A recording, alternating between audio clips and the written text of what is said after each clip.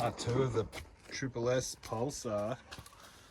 We were talking about, we lowered it and the guards needed lipping. So my son done it without me.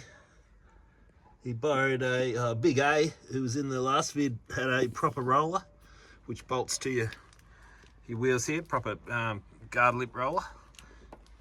Heat gun the paint so it doesn't split. He's done a really good job. That's rolled up really neat. It's not scraping now, it tucks in nice. It sits fat, looks low. But next update, he's just ordered some X-Racing. What are they called? The side skirts. So let's hold that other end up.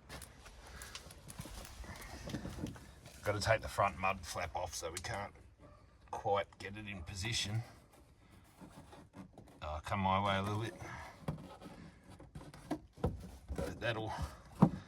That'll tuck right in there. It'll go up further once that mud flap up at the other end's gone, but look how mad that's gonna look. So yeah, hell yeah. That's the next update. So we'll do a little vid on them. It's gonna need a little bit of trimming. They've just been made. So yeah, it looks like this little bit's got to come out of here and stuff, but get that mud flap off, fit them up. Then they'll have to be sanded, painted, and then put back on.